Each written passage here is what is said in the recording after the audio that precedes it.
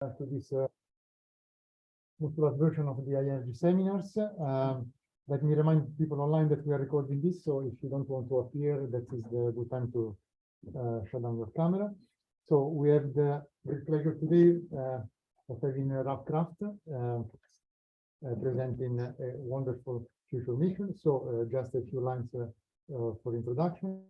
Ralph is presently senior astrophysicist at the Smithsonian Astrophysical Observatory, and is also principal investigator of the Chandra high-res camera, as most of you probably already know, and also of the line emission method probe mission concept for short planet. So he received his PhD in astronomy and astrophysics at the Pennsylvania State University, and he has worked at the Smithsonian since he graduated in 1995. His scientific interests include jets, clusters of galaxies, active galaxies, astrophysical hydrodynamics, and the development of advanced detectors for future X-ray astrophysics missions. He's also a co-investigator of the US contribution to the Athena mission and the Athena working group to develop advanced algorithms for background reduction. So as said earlier, today is here to give a general overview of the Lem mission, probing physics of cosmic ecosystems. And with that, Ralph, the floor is yours. Okay, thank you very much, Rodrigo. I'd like to thank you and the other organizers for giving me the opportunity to orient everybody for 45 minutes or an hour today about Lem. I know there's a lot of people that have been asking me, so what's this Lem business? What's going on? My goal is to give the CFA community here a little bit of introduction to Lem. The line emission mapper probe mission concept. Oh, if I can change the slide here. There we go. Okay. So what is Lem fundamentally? Let me just start with the bottom line up front. Lem is a line emission mapper, is a probe mission concept that's currently under development, response to NASA's APEX announcement of opportunity. Preliminary draft AO came out in September. The probe mission concept is the probe mission is a new line of mission concepts in the $1 billion category that was approved by the decadal, the Astro 2020 decadal that NASA is now embarking on. This is a PI-led $1 billion mission cost cap, excluding the launch. 5-year programmatic lifetime, risk category C. That has some implications for quality control, but basically what it means is that we're allowed to be single strung everywhere if we want to, but we can add redundancy to reduce risk if it makes sense financially. I would say my personal opinion is the programmatic definition lies somewhere between an explorer and a flagship. I mean, I really get the sense that NASA is trying to get flagship science out of a large explorer type mission here. 30% of the observation time over the 5-year mission will be for directed science, for essentially the PI-led science, and then 70% is for general guest observer science. One of the requirements of this first probe mission is that it must either be an X-ray or a far IR probe. All of the other science areas, cosmic rays, cosmic microwave background, UV instruments, are excluded in this first probe opportunity. One of the requirements that headquarters put on early in the process was that the probes had to be, the X-ray probes at least, had to be complementary to Athena. That's been removed, and I'll talk a little bit more about that later. Lem is essentially designed, it's really optimized by definition to study extended large-scale, low surface brightness, diffuse, primarily thermal X-ray emission in the 0.2 to 2 keV band.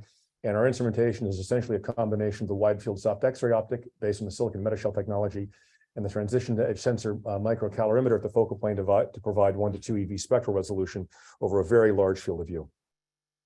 So let me just give you a little bit about our leadership team. Lem will be a SAO-led mission. I'm the principal investigator. The deputy principal investigator here is this mission will be Caroline Kilborn. She's a senior scientist down at Goddard Space Flight Center. I'm not going to read through the whole list of people here. You can take a look through it. Just a couple of things that I want to highlight. First of all, the mission is being driven largely by a partnership between the Goddard Calorimeter Group and the CRISM team, both the instrument builders and the astrophysicists, and by a core group that currently work for the CXC. This is really a partnership between Goddard and SAO and the University of Chicago. You can see the people here. I should also mention too, of course, that we have a very large science team composed of international scientists all over the globe. I think by last count, we had more than 200 scientists that were working on various aspects of Lem.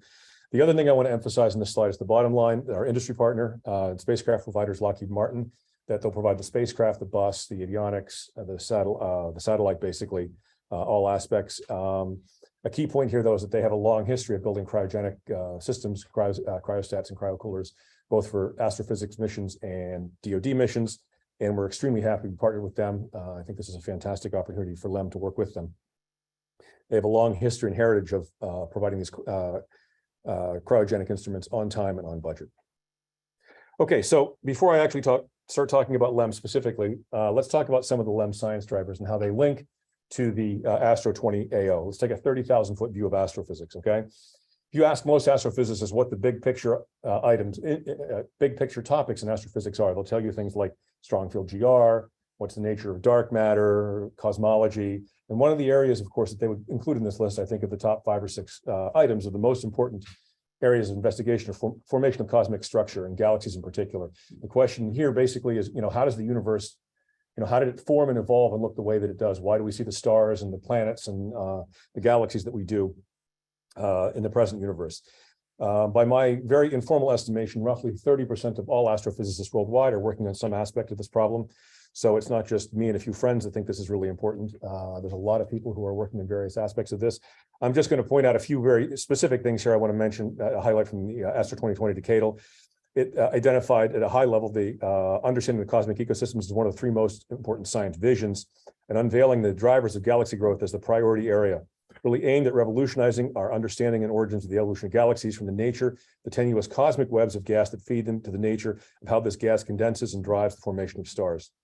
The key missing link that they specifically identify here, okay, is to measure the properties of the diffuse gas within, surrounding, and between galaxies. Given the sort of the virial masses of these halos and the velocities of the gas that's moving, typically the gas is going to be heated to X-rays. So clearly the bottleneck is the lack of non-dispersive X-ray spectroscopy, essentially integral field unit in X-rays. And the galaxy subpanel clearly identified that mapping the CGM, the circumgalactic medium, and intergalactic medium in emission as its discovery area. And LEM is essentially designed to address these Astro 2020 priorities specifically, but it will also offer essentially unprecedented capabilities in discovery space as the next generation large X-ray observatory. Okay, so here's our mission concept very briefly. As I said before, it's optimized to study large-scale, low surface brightness X-ray emission. We have a very large field of view. We want a very large field of view optic, a very fast optic, covers 30 arc minutes by 30 arc minutes based on the silicon metashell X-ray optic. This is 40 times larger than the field of view of the Athena XIFU instrument with 10 arc second angular resolution. So we essentially provide XMM-like imaging here, XMM type resolution, XMM type field of view. But the big difference here, of course, is that we have an X-ray calorimeter with 15 arc second pixels, 2 EV resolution over the outer part of the detector, and 1 EV resolution in a roughly 8 by 8 arc minute in the central subarray. This is essentially designed as a mapping instrument. The primary science is going to be achieved through a program of directed observations of individual galaxies, galaxy clusters, and galactic structures, including an all-sky survey for optimized to study the gas in the Milky Way, the Galaxy Halo, and a lot of other diffuse structures. We're still talking about what orbit we're going to be in. I think my personal preference is that I want to be in one of the Lagrangian orbits. We get very high science observing efficiency there, greater than 90%, to maximize the science return of the observatory. Plus, there's also thermal considerations. I think the Lockheed Martin engineers who have been studying this are leading right now towards an L1 orbit. And I should emphasize again, there's wide scope for a guest observer observation in all areas of X-ray astrophysics. Okay, so let me say a few words about the Xray Optics. Our baseline design for the Xray Optics is the so-called platinum-coated silicon thin metashell grazing incidence optics. The diameter is 1.5 meter, focal length is 4 meter, so it's a very fast optic. We require a 10 arc second half power diameter angular resolution. The requirement, I should say, in the imaging resolution is basically so that we can efficiently remove the bright AGN that will, for our primary science, will be contamination. 2.7 arc seconds half power diameter at a much higher energy at 4.5 keV has already been demonstrated in the lab for a single module. After a great deal of investment money by Goddard, by NASA headquarters into this technology, we believe it's ready for a flight opportunity now. This mirror technology is being baselined not only by the LEM, but also by Axis and Hexpeed, 2 of our prime competitors. The key factor here, though, that I want to emphasize is that this technology, this silicon metashell technology, is also baselined for StarX, and there are not huge differences between the StarX optic and the LEM optic. The optics for Axis and Hexpeed are much larger, much more complex, with much more complex tolerances, much tighter tolerances, and much more complex thermal requirements. StarX, as you know, is one of the mid-X concepts that went to phase A, and they actually have to make a TRL5 demonstration of the mirror. And as far as we're concerned, with one important exception that I'll go into detail if anybody asks at the end, whereas the Lem mirror is essentially going through a TRL5 demonstration too. So if Will can successfully demonstrate this optic for star X, it'll largely be demonstrated successfully at the level we need to for phase A for Lem. Okay, the focal plane detector is going to be also developed at Goddard Space Flight Center. These are transition edge sensor microcalorimeter detectors. They'll be with a sub 50 millikelvin cooler. The Dewar and the cryocoolers will be developed by Lockheed Martin. Goddard will develop the detectors and the aperture filters. You can see the layout here of the calorimeter at the top. The center 8x8 arc minute, effectively 8x8 arc minute region. It's a little bit more complicated because it's hexagonal. We'll have 1 EV resolution. These are just essentially the bare Lem absorbers. You can see a 4x4 tile here. The one of the T is down here. We fill out the large 30x30 area by this thing called a Hydra, where the 4x4 arrays are attached to a single TES through these resistive connectors. And so it allows us to get a much larger effective area, or fill the focal plane out to get a much larger field of view without having a huge number of sensors. The drawback is that the Hydras have roughly 2 EV resolution. So we lose a little bit in resolution, but it allows us to fill out the large field of view in an effective way. Okay, so let me just show a little bit of comparison of Lem versus some of the other missions and mission concept in terms of the science capabilities. The plot over on the left is the effective area of Athena and Lem and the XRY mission that will hopefully be launched sometime next year. You can see that in the critical 0.2 to 2 keV band, Lem has an order of magnitude or more effective area over XRY, less area than the Athena Xifu. One thing I should mention about this plot, though, this is pre-reformulation Athena. I think reformulation, is sort of synonymous with descope. So the Athena effective area is likely to come down a little bit. So this difference is likely to get a little bit smaller, but Athena, even the reformulated Athena, is likely to have more effective area than Lem. The key plot, though, is the one on the right. This is what I want to show you, that the plot on the right shows the grasp, okay? And you can already see that Lem has, even though Athena has a much larger effective area, Lem has more than an order of magnitude larger grasp than pre-reformulation Athena. And this is what efficiently allows it to efficiently operate as a survey instrument over very wide areas. You can see some of the numbers here, and you can see the really low grasp of XRY, for example. The science that I'm going to be talking about that's driving the STM, that's actually driving the mission concept, basically can't be done by XRY. It can't be done by Athena in any efficient way.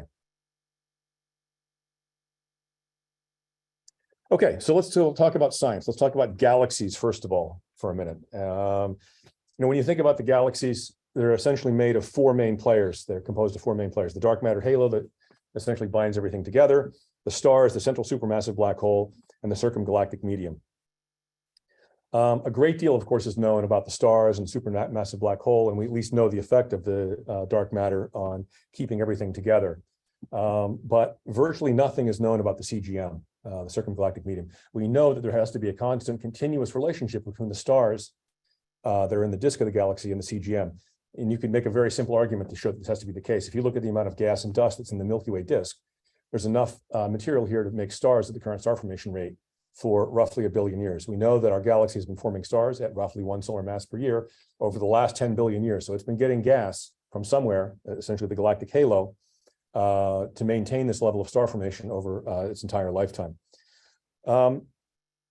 This halo is going to consist mostly of hot gas at X-ray temperatures, maybe a few million Kelvin.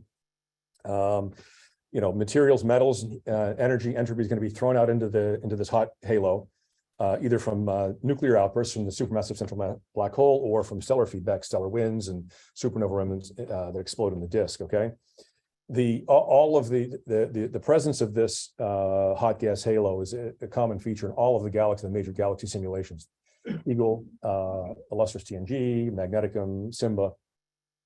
But there's virtually no observational constraints on this. The density of this X-ray gas is so low that it's essentially unobservable with the current capabilities of the current generation of X-ray observatories like Chandra and like XMM. And so this is really an area for great exploration.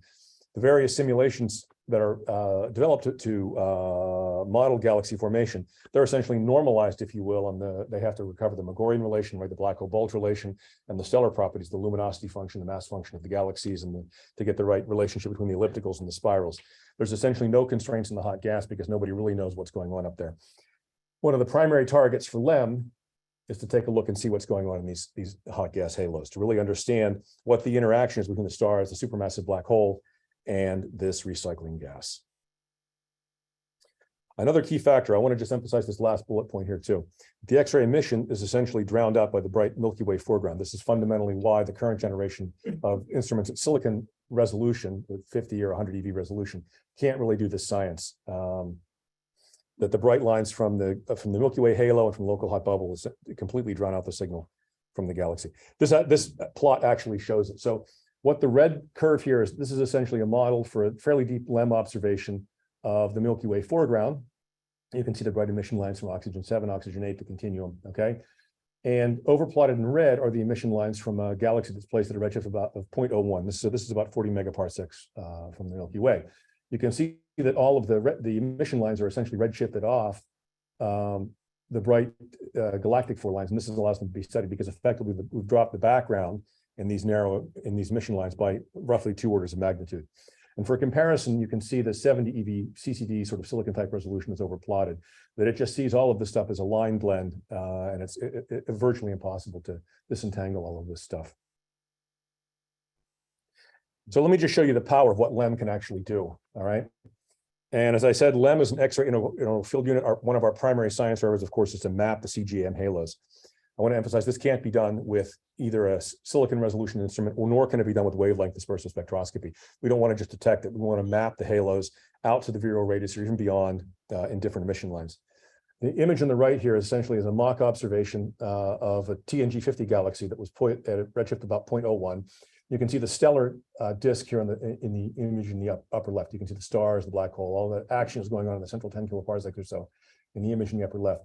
The 3 other images are essentially images in the 3 Lem bands in oxygen 7 and the forbidden line, oxygen 8 and iron 17.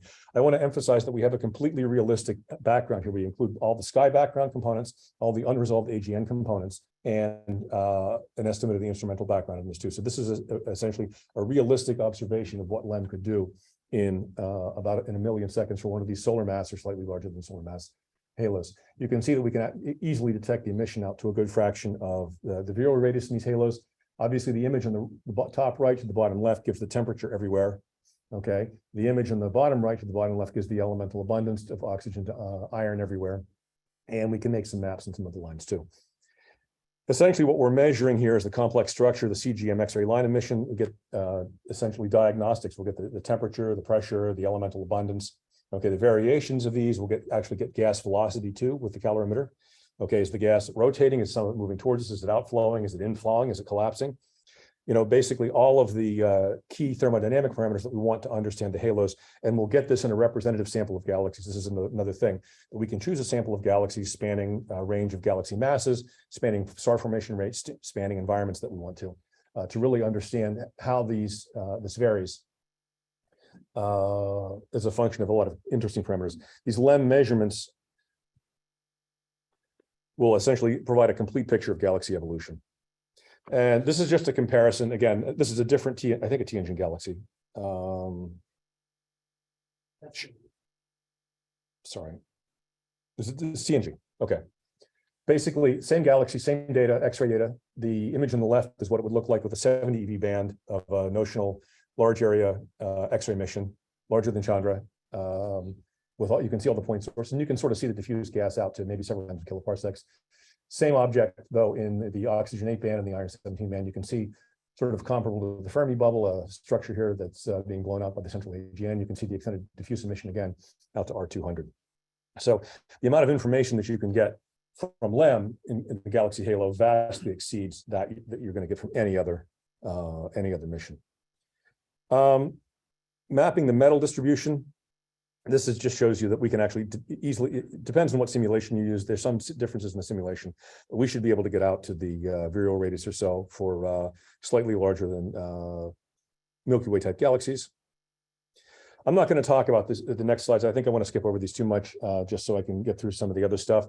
The combination of the calorimeter and the wide field X-ray optic, the 1 EV spectral resolution in the center and the 2 EV much larger, means that we're going to be able to actually map the velocity structure of the galaxy halos and even the gas in the inner part in great detail and make very detailed comparisons with the different simulations. Different simulations make very different predictions about how the gas is moving. Obviously, we're going to be able to measure the temperature structure extremely well, as you can guess from the image before. We'll get very precise measurements of the temperature structure, see how uniform or complicated it is. And again, the metallicity. These are plots for the metallicity variations for both oxygen and carbon relative to iron for a Milky Way sized galaxy. Another thing that we're going to be able to do, though, is we're going to be able to study the CGM even out to larger radii and absorption. That, we have all these point sources, all these background AGN that for a lot of the science, the directed science is going to be essentially background, is going to be noise for us. But if you co-add all of these spectra out to large radii, you can actually get a direct measure of the column density of the various ionic species out to much larger radii where you can actually see the galaxy in emission. Akash has been looking at this in great detail, and basically what he does is he looks at the 50 brightest sources in the field and can easily detect oxygen 7, oxygen 8 in larger mass halos well up beyond the virial radius. And he claims that it probably can't be done for a single observation of Milky Way type halo, but by stacking a few halos, we can get out to R200, be able to measure the column density in oxygen 7 and oxygen 8 out to R200.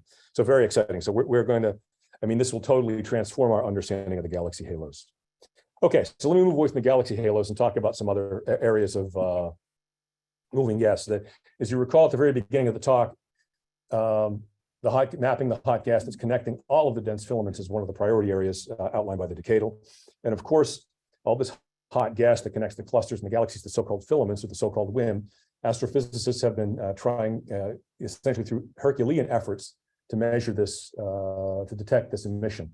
And this is the so-called missing mass. We know that half the baryons in the universe have to be out here in the form of this sort of million or few million degree gas. And these filaments, okay, people have many millions of seconds has been used, for example, with the Chandra LETG to try to detect this gas.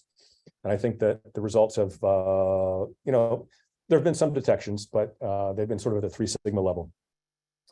Lem will be able to map these filamentary structures between the clusters and galaxies and essentially not only just detect the WIM, but essentially characterize the WIM.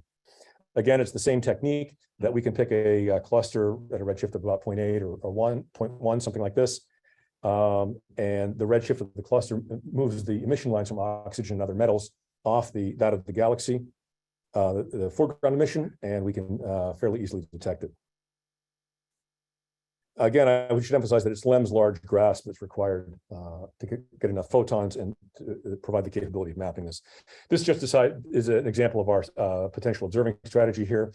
This is actually a galaxy density map that Klaus Dolag made from the magnetic simulations. It just shows the bright blob here on the right is a cluster of galaxies, and you can see there's a sort of a chain of galaxies, and there's a filament off to the left. We can use the galaxy distribution around a large cluster to identify where the filaments are, and we find one at the right redshift. We can make a series of observations. We can remove all of the halos because we know where the galaxies are, and thus map the WIM. By our estimates, we'll be able to measure, characterize the WIM filaments at an overdensity of about 40.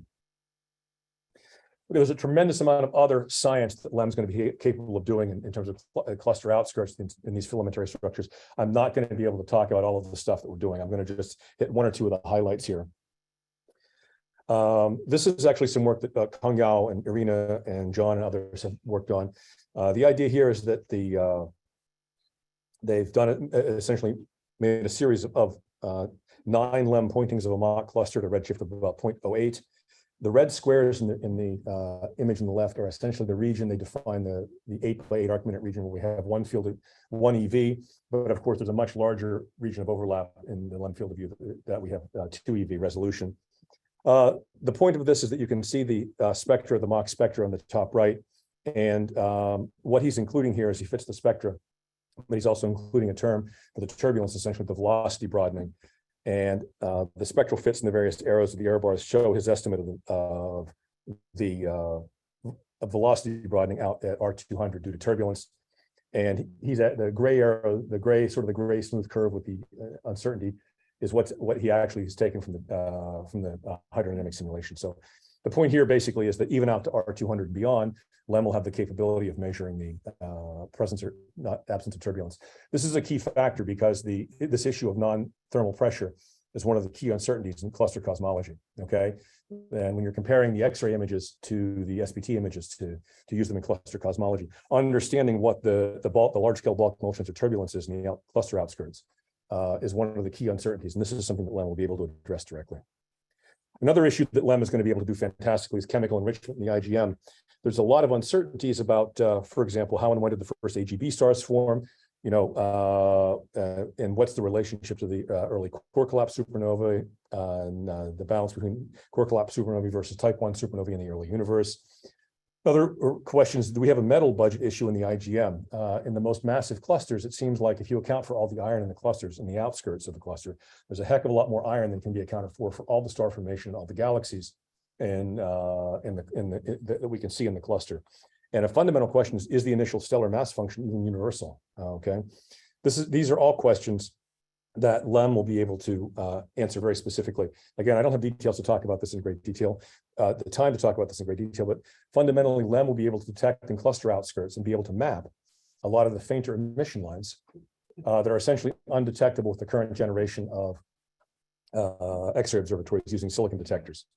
And I've showed the detectability here of this is a image that was made by Francois Meunier of looking for aluminum and sodium in the outskirts of the Virgo cluster.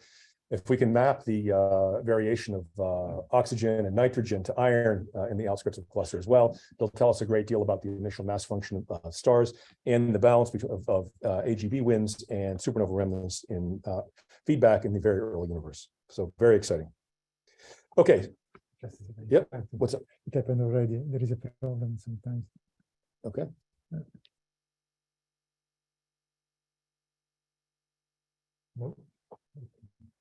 The lights? Okay, can I continue? Okay, thank you.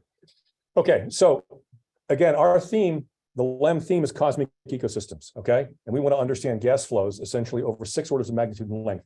I've just talked about the galaxy halos. I've just talked about the larger scale structures, the filaments and the cluster outskirts. On the galactic scale, Lem will be fantastic as well when we start thinking about stellar feedback from supernova remnants. This is an image of 30 Doradus with a Lem field of view overlaid. 30 Doradus fits almost perfectly within the Lem field of view, and we can understand a great deal about how massive star clusters impact their surroundings and are impacted by their surroundings, okay? How do the bubbles grow? How do the bubbles break out? We can, again, measure key quantities, the temperature, the pressure, the elemental abundance, the velocity flow, okay? How do the winds form? We need to essentially map out the thermodynamic properties across these bubbles. We also need to understand the relationship in the gas between collisionally ionized gas that's not in equilibrium, but also charge exchange. There's a lot of cold gas around here too. And this is all measurements that CCD type resolutions can't make. And we have a notional Lem program here to map a large number of these star forming regions in our galaxy. Lem will also be absolutely fantastic for supernova remnants. Obviously, supernova remnants are another key component in terms of this whole cosmic ecosystem story. They put both energy and entropy in the gas. They heat the gas. They create the next generation of metals that will eventually be recycled into the stars.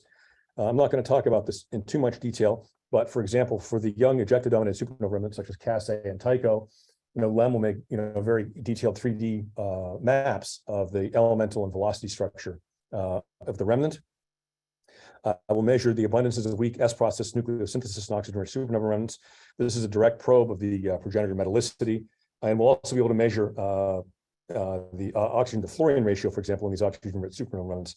This probes neutrino asymmetries during the explosion, so we'll get a lot of information both about the physics of the explosion, but also about evolution into the ambient medium. One thing I should mention too that really makes Lem fantastic for supernova remnants. Some of these things that I'm showing here on Pappus A and Cas-A, these are large galactic remnants. Looking at even the remnants in the LMC, for example, not only will we be able to get this kind of information in the remnant, but we can also see the surrounding medium in its totality. So we really get a holistic view. I mean, to understand the supernova remnants and its impact on the ambient medium, you have to understand the ambient medium. And finally, of course, the Milky Way is the closest galaxy. And if we're going to study cosmic ecosystems, we're going to study the galactic halo in our galaxy, I think is a key component of this. And the Lem team is developing a survey. I think we're going to do a 2-tiered survey that early in the mission we'll do a relatively shallow all-sky survey and probably a deeper one later. The idea here is that with the all-sky survey, we can map we won't get very much time in any one part of the sky, so you'll have to add up probably several degrees to get enough signal to do much with, but We'll be able to measure the elemental abundance, the temperature, and the velocity structure in the galactic halo and the local hot bubble. And we'll get a lot of information about, for example, the Fermi bubbles, and be able to detect a lot of other structures in the galaxy. This is just a representative spectrum of the over I think a 10 by 10 degree area. You can see, and underneath it is a CCD type of spectrum. So you can sort of see what, for example, E Rosita would see in terms of energy resolution. And you can get a pretty direct comparison of what Lem will see. Okay, so let me just summarize here. The primary Lem science theme is this thing of cosmic ecosystems, transforming our understanding of formation of structure over 6 orders of magnitude and length scale, parsecs to megaparsecs. I want to emphasize that by design, Lem is optimized to address key science questions in Astro 2020. This isn't just that Akash and Maxime and Arena and I decided to get together and do things that we're jazzed about. This is obviously very high priority science. We want to map the galactic halos over a range of masses. This is the key missing link in really in the galaxy formation. And this includes our halo, and this is all feasible because of the grasp and the high resolution. We'll map the metals and the velocity structure in the IGM to understand galactic feedback from a very early point in cosmic time. Map star-forming regions, supernova remnants of all ages, the Fermi bubbles, galactic center chimneys. Again, these are features that we can study in our galaxy with a sensitivity and linear resolution that we'll never obtain in any other galaxy. I want to emphasize these 2 things at the bottom here too, that Athena Xaifu could do some of this Lem science, but the science that I'm emphasizing here is enabled by the large grasp, okay? It would take the Xaifu decades to do this, what I'm talking about here. And none of the Lem key science can be done with wavelength dispersive or CCD type silicon imaging, okay? This all requires the large grasp with calorimeter imaging. Okay, so when I think of the Lem science, I really break it up into 3 areas. One is the directed science, one is serendipitous science, and then one is going to be guest observer science. You know, we're talking about doing a survey of these different galaxy halos and filamentary structures. Well, we're going to have all these AGN, and we're going to be able to do a lot more as well. One thing that we're going to be able to do quite well, this is work I'll just point out Garrett specifically has been looking at for the team, is the ability to detect massive halos at high redshift, okay? Some of the other missions that are being proposed, I think this is going to be one of the main science drivers. I think we're going to be able to do this extremely well, and we'll get it for free. And this is a simulation that Garrett made. The plot on the left essentially shows the number of halos per Lem field of view as a function of mass and a function of redshift. Let me see if I can get this movie to work. This is a slice through redshift of essentially a matched filter, because essentially at a given temperature, we know exactly where all the emission lines are for a given halo, and we also know roughly from the scaling relations how big it is. And he's put, I think, 36 halos in here at a certain redshift. They stick out like a sore thumb, okay? That these are all 13.7 solar mass halos at a redshift of 2, and then they go away. So Lem essentially as a survey instrument out to high redshift looking for halos will be extremely efficient. This is something that we just started working on and haven't made too much progress on it yet. But I think it's a fantastic capability that Lem has that I think it's underappreciated that is going to be for free.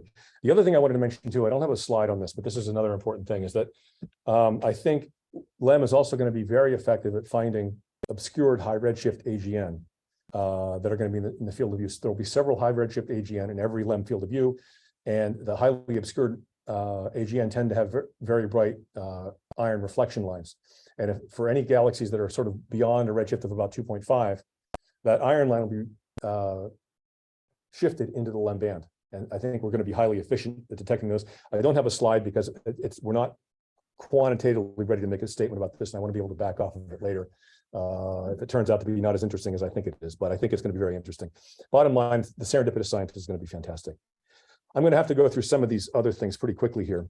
One of the big complaints I've heard about Lem from various people, various scientists in the past is that, oh, well, you know, this Lem thing, this formation structure, this is really great. You know, you guys are going to kill it on this, but, you know, Lem isn't so interesting for other areas of science, okay? And my personal opinion is that statement is absolutely ridiculous. Lem is going to be fantastic in every area of X-ray astrophysics, okay?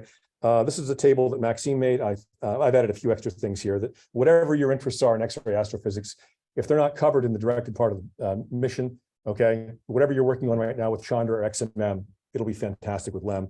I don't have any doubt. I'm going to just show a few of these. Again, they want me to cut this off at about 10 after. I'm going to run a little bit longer, but I'm not going to be able to talk about all of these things. I'll go through just some of them quickly, just to show you some examples of potential geo observations. One thing here is galaxy stripping. This is a simulation that Annalisa Pilipich made. of a galaxy, gas-rich galaxy falling in through a group and being stripped by the center of the group. You can see in a broad band, essentially what Chandra or some other thing would see is off there on the left. But if you focus on Lem on the oxygen 7 forbidden line, you can see the tail of the stripped gas. These are simulations that we've done a while back that show that there's a great deal of information about the microphysics of the gas in the stripped tail, depending on how bright it is and depending on the temperature and how low mixed it is. So these kinds of observations about looking, for example, at the stripping of galaxy mergers and things as they fall into clusters is going to give a great deal of information about the microphysics of the gas. Okay, let me talk about solar system science briefly. I have to say, every time I talk to the solar system guys, I'm asking myself why we're not proposing this as New Frontiers, as opposed to Apex. New Frontiers is the $1 billion planetary mission. These guys are totally jazzed about the capabilities of Lem for solar system science. I've listed some of the possibilities here on the left for various investigations. Obviously, habitability. You know, the two closest Earth-like planets that we have, to some degree, are Venus and Mars. There's a great deal that we can do there in terms of the interaction of the solar wind with the atmosphere. Lem and space weather. If we do go to L1, we'll be able to look at the interaction of the solar wind with the Earth's magnetosphere. A lot of information about the very early times in the solar system by looking at comets and things. And Lem will be unambiguously able to distinguish the extent to the solar wind access to Jupiter. This is another advantage of the big grasp, right? The Jovian magnetosphere is huge, but Lem can image the whole thing in one time. You can see the difference that the potential capabilities of Lem. That the image in the top is an RGS spectrum of the Jovian aurora. These are just a couple different models of the emission at lower energies that Lem will give access to. Essentially, totally new physics, atomic physics, plasma physics. Hydrodynamics of the Jovian system is really fantastic. This is a slide that Jeremy gave me showing the capability for Lem on TW Hydrate, which is a T-Tauri, relatively close, I think 60 parsec T-Tauri star. The image on the left is a fantastic image made by Alma. This is a star-forming, planet-forming, T-Tauri star. And you can see that there's an accretion column, the gas is falling into the star. Soft X-rays are generated by the accretion shock. And this just gives a comparison of the capabilities of what Chandra could do in half a megasecond versus what Lem can do in 10 kiloseconds, okay?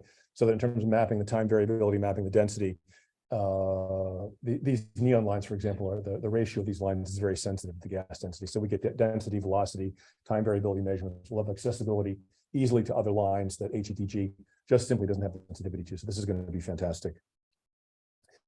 Okay, let's move on to AGN. Another possibility is I had already mentioned the possibility of detecting some of these high redshift AGN. If there are binary AGN at high redshift, which there certainly are going to be, and both of them are heavily obscured, we will certainly have the velocity resolution to resolve them and get direct measurements of the two velocities. So we can learn a great deal about binary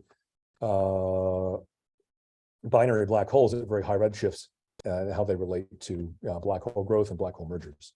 So this is a fantastic possibility. Another thing, of course, if we look at AGN in the local universe, is looking at the relationship between the AGN and the hot gas, the outflows from the AGN, and the impact on the local ISM. This is just a case study. This is a slide that Kim Weaver gave me that shows an image of one of these galaxies that has a bright AGN and an ionized, some kind of ionized nebula around it. And there's a very complicated spectral model fit to it. You can see here on the right. One of the key factors here, though, is that Chandra doesn't really have the spectral resolution to really understand what's going on in terms of all this gas. Is the gas being driven out by some kind of direct outflow from the AGN? Is it related to a jet? Is it a photoionized wind? You know, what's the role that charge exchange is playing in this emission? This is not things that Chandra or any silicon instrument can do. Having the capabilities of Lem, we'll be able to resolve all these and understand really the energetics and the momentum of these outflows and how they impact the ISM. Okay, we're not selling Lem as a time domain mission. It's not primarily a time domain mission, but that doesn't mean it won't have a time domain capability. Lem will be fantastic for time domain science for multi-messenger astronomy. One of the things that I want to try to minimize the number of fast TOOs. I want to simplify the mission operations to keep the costs down. The number of fast TOOs, fast response TOOs, is likely to be fairly limited. But my vision right now is that we will have something like the Chandra TOO program, where we have some type of gradations in terms of response time, and obviously high priority science, that we will be able to interrupt the loads to do high priority science and other science, time domain science, that we can do at a slower cadence. This is a image. This was sent to me by Jack Steiner. This is one of the very bright TDEs. This is Assassin 14 Li. You can see the light curve on the left as it decayed. The X-ray light curve is the little pluses above or well above the optical and UV elements. And you can see the rich spectrum here from the Chandra HETG. You can see all these emission lines. Lem, of course, will be able to map all this structure with much greater sensitivity than HETG could do. But we can also go back and watch the evolution of the TDEs as the star essentially gets torn up as it orbits the black hole. There's a whole bunch of other time domain science that we could do. I'm not going to talk about the possibility of using Lem for gamma ray bursts and other things. I think it's pretty self-evident. One thing I want to mention though too is that our ConOps essentially is to basically have very long observations of individual regions of the sky. So for example, if we have long observations of nearby galaxies in M33, okay, to study the hot gas, this is also going to give us a very long baseline observation of all of the X-ray binary, the brighter part of the X-ray binary population on the time scale. We get from seconds continuously out to many hundreds of kiloseconds probably. And there's a lot of time domain science that we can do here. For example, this is a plot again that Jack sent me of an outburst of a bright hard state black hole X-ray binary of a galaxy that we can easily separate the narrow and the broad oxygen components if the ionization parameter isn't too high, and we'll actually get a direct measurement of the black hole spin from this. And again, this is essentially all science that we're going to get for free when we look at these galaxies. Okay, so that's all the geoscience that I'm going to talk about today. Hopefully it's given you a flavor of what Lem could potentially do outside of the directed portion of the program. I think it's pretty fantastic. I want to switch back now to some programmatic items here, and I want to dispel a few myths, okay, about Lem, because I've been told by certain people, and it's come up actually in some of our SWG meetings, some things that are being said about Lem, primarily by our competition, frankly, that simply are not true. Myth number one that I want to address directly here is that Lem cannot fit into the $1 billion mission cost cap because the cryogenic system is too expensive. I mean, on the surface, this might seem like a legitimate concern about Lem because of the complications right now that the XIFU has had and the Athena project in general. I mean, one of the issues with XIFU, of course, is that they need to bring the cost of their cryocooler system down. And while this on the surface is a legitimate concern, I can assure you that there are some major differences between the XIFU cooling chain and the Lem cooling chain. Nobody who's saying these things, okay, has any information about the Lem cooling chain, any technical information. In fact, I think there's only 3 people in this room that do, me and Paul and Janice, okay? And if you're hearing anything else from anybody else, it's simply not true. I want to make it very clear that Lem will fit comfortably within the $1 billion cost cap with healthy margins in all areas where we have either technology or schedule risk, okay? We can fit comfortably in this price cap. Second myth that I want to address head on is that somehow the fate of Lem is tied to the evolution of Athena XIFU reformulation. I mean, the way this argument, I've heard this argument in several different ways, but the argument basically goes that, well, okay, Lem has a microcalorimeter, Athena XIFU is a microcalorimeter too. Only one of those can go forward. And if the XIFU, unless something catastrophic happens to the XIFU, Lem is totally non-viable, okay? I've heard actually the reverse thing too, that if Lem goes forward, that the XIFU isn't viable either, okay? I want to dispel that right off the bat too. Okay, I think this is a ridiculous assertion as well. One thing I want to emphasize, and this gets back to a point that I made very early in the talk, is that Lem was conceived to be complementary to Athena, okay? That this was actually a formal requirement for the X-ray probes back in the spring. And so our view, the view of the Lem team was that, okay, well, we're going to assume that Athena meets all its level 1 requirements, and we have to do something that's interesting, compelling at the $1 billion level beyond that. Okay. And even though this requirement has been removed by headquarters, okay, nothing has really changed in the science capabilities of Lem. Okay. Our sensitivity effective area, our emphasis on the grasp, the emphasis on all the science that I outlined at the beginning, okay, all relies on the combination of the microcalorimeter and the grasp. Okay. Our view is still that Lem and the Athena XIFU are highly complementary. And I think it would be a fantastic outcome for our primary stakeholders, which would be really our national and really the international X-ray astrophysics community, for Lem and Athena to be doing their things side by side. Lem is going to be judged, its competitors are the other probes, okay, and it'll be judged on the strength of the science, the strength of the team that's put together, our cost, our risk, our margin, like all of the other things. I think that the reformulation process for our Athena colleagues needs to play out. And I don't think it's going to have a major impact on what happens with Lem. And likewise, I don't think whatever happens with Lem is going to impact this reformulation. Okay, one thing I just want to mention is that programmatically, this whole issue of equity, diversity, and inclusion, this is something that was called out in the draft AO. This is something the Lem team has taken very seriously. And I know I'm already a little bit over, so I'll go by quickly, okay?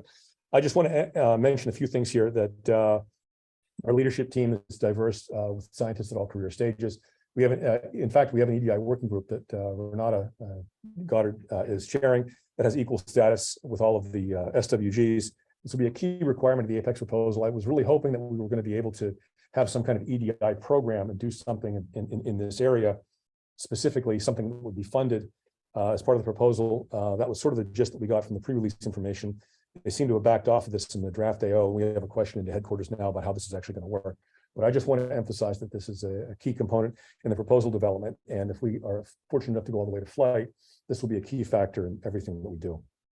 Okay, so Lem status and future plans. Where are we? Well, the draft AO was released by NASA headquarters in September 2022. The final AO is expected to be released probably in about July of 2023. And the proposal then will be due about 3 months later, probably early to mid-October. The Lem team has already been working for full speed. Some of us have been working on this almost a year now. One thing I want to mention is that Lem has the full proposal support of both the CFA director's office here and of Goddard Space Flight Center. The proposal effort is actually being led at Goddard. There's a large team of engineers and program managers already working on Lem at Goddard, at SAO, and at Lockheed Martin. And as I also said before, we have a very large, very strong scientific participation in all areas of our science working groups developing the science case for Lem. Phase A would start in the third quarter of 2024, if we go to that point. And this is a very aggressive timescale. We only have a 52-month phase B to D. So once the flag goes up, if we're funded to flight, we only have 52 months to build everything, get it integrated, get to the launch pad. So it's very aggressive. I think this is actually the most complex part of the mission. And we have to plan for a 5-year primary mission. One thing I would say, though, is that the mission is being designed so there's no consumables or anything that would prevent an extension of the mission beyond the 5 years if the hardware is working well at that point. So hopefully this will be a 10 or 20-year project. Okay, so let me give my final thoughts, and then I'll turn it back over to you, Federico. This is my final slide. First, I want to just emphasize that I think Lem will deliver absolutely paradigm-changing science, okay? You know, all the probes are going to say, oh, we're going to transform it, we have this great capability, you know, okay, that's all great.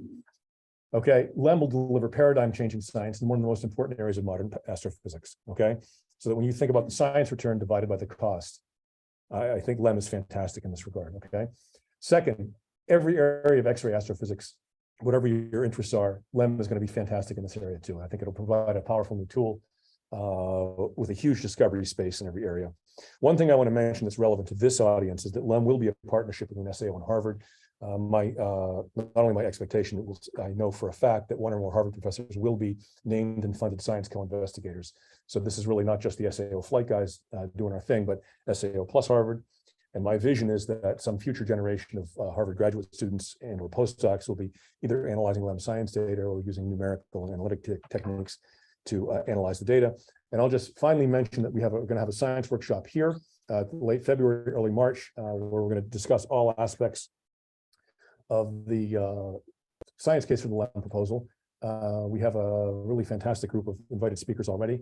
You can see the website here. The CFA community, of course, this is open to the public, and the CFA community is everybody that's here, everybody that's online is certainly welcome to come and hop in when they want, come in and go, listen to the talks and contribute as well. And I'll finish it here, Federico, and I'm happy to try and answer any questions anybody may have. Thank you very much. Thank you so much.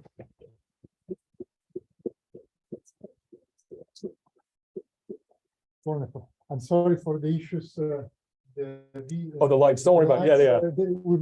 That made it more dramatic. Don't worry about it. We were told because it happens when there is a conflict between audio and video when we don't do it now. Okay, so just one request for the people in person, please wait till I come to you with the microphone because this allows people online to hear better. So question from in person, people, please. Is Kraft the same thing as on duty? I mean, it's area times solid angle. Yeah. Yes. Maybe we should call it. Well, I mean, I don't know. We could, you know, but I think of it as grasp. Yeah.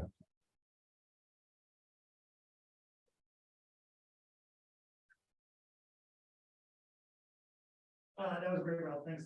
Does the possibility of a half sky or maybe even an all sky survey trade drastically against, for example, momentum budget, humble the spacecraft for 2 years?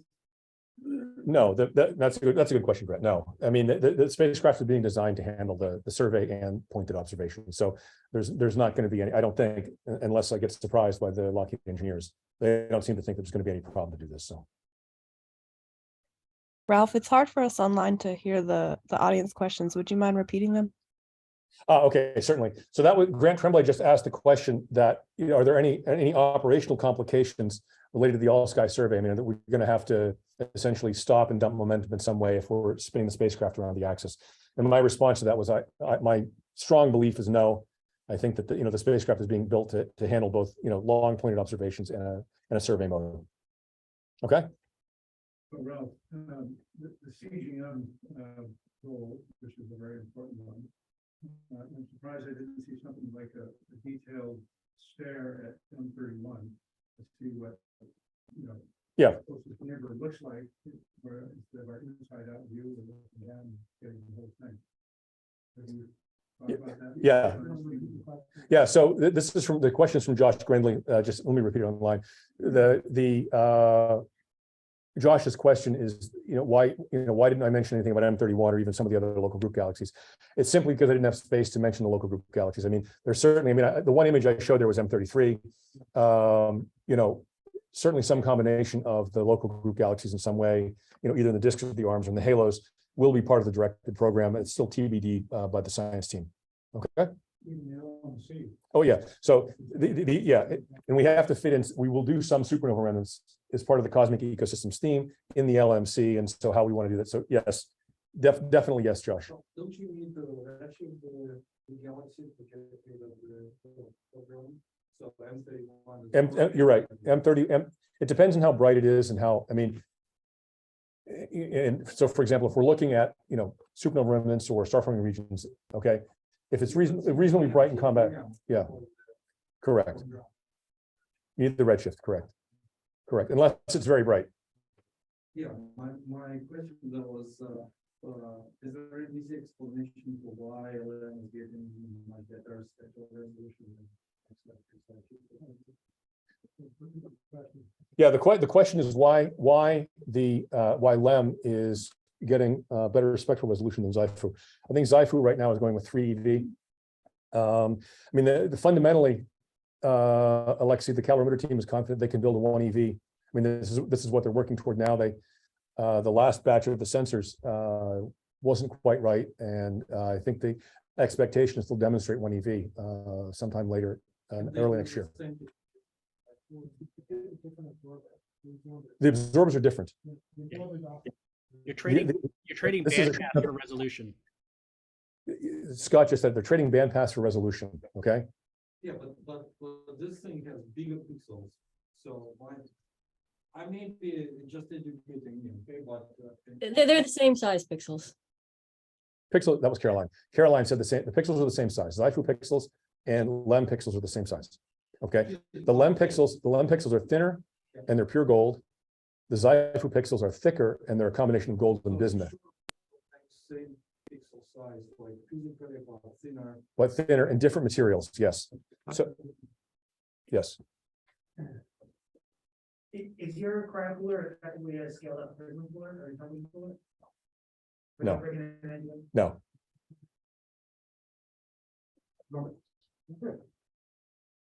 So this is more of a question about astronomy as a whole.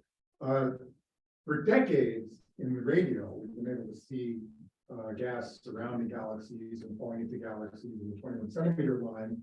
And astronomy as a whole looks at this and said, oh, yes, very nice, but it's really not very interesting. And it's hard to get that kind of proposal through the VLA TAC, for example. I don't know, maybe 10 years from now, in the new VLA, you'll be doing complementary projects looking at the same galaxy in both 21 centimeter line and this telescope. Yep. Yeah. So let me actually address that. I mean, this is sort of a broader point. Tony Stark was basically saying that people have been looking at cold gas in galaxy halos with radio instruments, in 21 centimeters for a long time. I mean, there's this huge community out there that's looking at these different phases. What I would call the cold phases of the gas in the galaxy halo, right? The UV community, the electrical community, okay? And they have their certain way of looking at this. I think people and this is actually had started a few years back with the theorists, the people doing the simulations. This whole thing about the X-ray halos, it was essentially so unobservable, and it wasn't really of great interest. I think Ben Oppenheimer and a few other people that started working with us and talking about it with us, Akash and a few other people that were trying to make these somewhat Herculean efforts to look for these halos with the X-ray emission. I think the theorists have started to realize there's a lot of stuff here, okay? And we have a lot of the principles for TNG and Eagle on our team. I think this is slowly expanding into the observational realm as well, too, that I think that even the Akash and Ben and a few others gave talks. There was a CGM conference in Italy back in September that they gave a talk at. If you go back and look at on our YouTube website, there was and I specifically avoided the subject of multi-wavelength synergies here, Tony, because this is an area for multiple other talks, and I wanted to give a broad overview, okay? There's a talk by Joe Burchett, a professor down at New Mexico State, that talked about the relationship of the studies and essentially the optical and UV, not so much the radio, and how they relate to LEM, okay? I think there's a growing awareness of this. I think we still need to make our case to many of the optical and UV people, maybe to the radio people to some degree, okay? But obviously X-ray imaging large numbers of these halos and then comparing them with these multi-wavelength in other bands is going to be fantastic. So, Ralph, can I just start quickly? Yeah, please, Maxime, go ahead. Most of the CGM is in the X-ray hot phase, and only a tiny fraction of it is in the cold phase. So what we're looking at the X-rays is most of the matter. That's why it's that much more interesting than the cold fraction. Mass, the entropy, okay? It's all in the hot phase, Tony. So that wasn't a question. You made a statement. I'm making another statement to elaborate on that, okay? Any other questions? And I have no way of knowing. I can't see online. So, Amy, if you could maybe, if there are any online questions anybody has? Yeah, there's a question. Go ahead. I'm gonna go first. So for current X-ray telescopes, for the brightest X-ray sources of the supernova remnants, are entering a regime where the instrument and atomic data uncertainties are overwhelming the statistical photon counts. Does LEM plan on having more precisely known instrument calibration parameters than the current gen of X-ray telescopes, and/or would you expect this to not be a problem because you're splitting photons in 100 more energy bins? No, so there's essentially two issues here. I mean, the question was basically about how important is essentially how important is the calibration of the science return, okay? I think there's actually two issues here. One is how well we're calibrated. But the other issue, of course, too, is how well is the atomic physics known? Okay, I mean, I think one of the lessons from the Hitomi experience when they looked at Perseus, okay, the emission lines. I mean, all of the atomic physics models for the iron lines, which is one of the iron K lines, which is one of the most important, well-studied lines in all of astrophysics, they were all wrong, and they had to update. There were some discrepancies with the ionization fractions and the oscillator strengths and these kinds of things. Okay, as we move down in energy, this becomes even more problematic, okay? And I totally swept this under the rug, particularly in the planetary sciences talk, but they're talking about looking at charge exchange from these various satellites of silicon and sulfur things, okay? Where I would say, I think I'm being kind by saying the atomic physics is poorly known, okay? So the combination of the calibration requirements, the calibration requirements are set to essentially meet our observing requirements in terms of how well we need to know the line centroids, the line energies, the velocity, the shapes of the lines to get the structures, okay? And these are essentially set by the various science working groups that are driving the STM. But the other factor, of course, that we're going to have to consider is the atomic physics, okay? And this is definitely something that for example, the Xifu team definitely is concerned about. The CRISM team is definitely concerned about. And for us, that has so much area and so much field of view at low energies, is going to be another problem that we're definitely going to have to incorporate into our entire thinking about the program. Okay. Okay. Amy said there was an online question. Yeah, it was a question in the chat about the cost. Sace, I hope I'm saying that right. They ask, Athena was initially predicted to cost more than €1 billion. I think they're looking to cut costs with their cooling chain. What's Lem doing differently than Athena to make the cooling chain more cost effective / make the entire instrument fit within the $1 billion USD? Okay, I mean, I can't talk about the cooling chain in detail, all right? All of the technical information is covered by a non-disclosure agreement with Lockheed Martin. Let me just say that it's very different and will be much less expensive, okay? Unfortunately, I can't say anything more than that about it, okay? We can say a couple things, Ralph. Not on Oh, us. if you want to say a few things, Scott, go ahead, okay? So part of the reason that the Athena cooling chain is so expensive is two reasons, and they're linked. One is that the cryocooler industry in Europe is not nearly as advanced as the cryocooler industry in the US, and that's basically because the US builds a lot of military satellites that require cryocooler technology. So we know about the reliability of the US coolers quite well. And that's linked to the second problem is that the Europeans are using a single fault tolerant system, which means they have a lot of coolers, a lot more than Lem. They have something on the order of 12 cryocooler compressors. Lem has 2. And that complexity, it isn't a linear function with cost.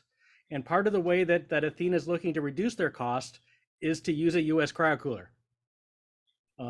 And when you roll up all the costs for Lem, it fits well within the budget. It's nothing like the cost for Athena, for good reason. Okay, thank you, Scott. Hopefully that answered the question on Lem. Yeah, Ralph, if I could ask, just add an additional comment to what Scott said, is that Please, Richard. our particular partnership with Lockheed Martin takes advantage of the fact that they can do the cryogenic system and, of course, the spacecraft. So that greatly simplifies a lot of the systems engineering and optimal design of the cryogenic system or the cooling system on the spacecraft. Okay. Is there another question? We have a raised hand online from Javier Garcia. If you want to. Hi, I was just curious in the the surveys is an important aspect of the mission. So I was curious if you have numbers or rough ideas of how you're going to split the time. So GTO versus GEO programs, and in your GTO, how much of that will be spent to survey spaces versus pointed observations?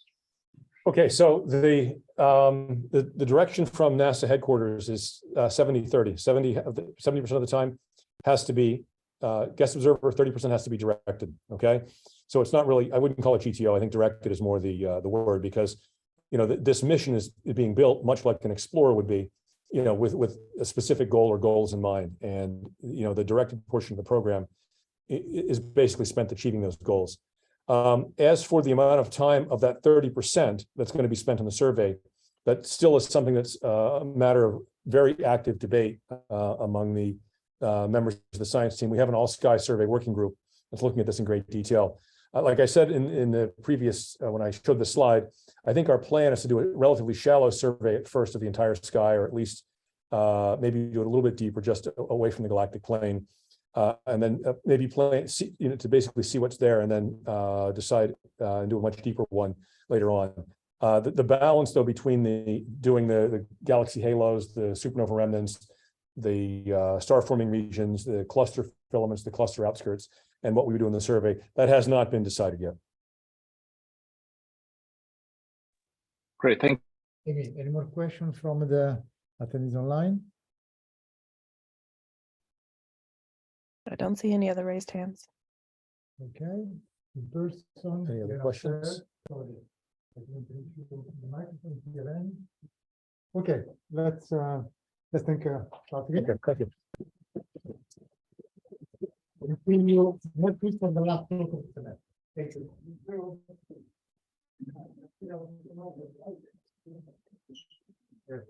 Every time we not don't sit down, there is it's a conflict in audio with the lights and audio.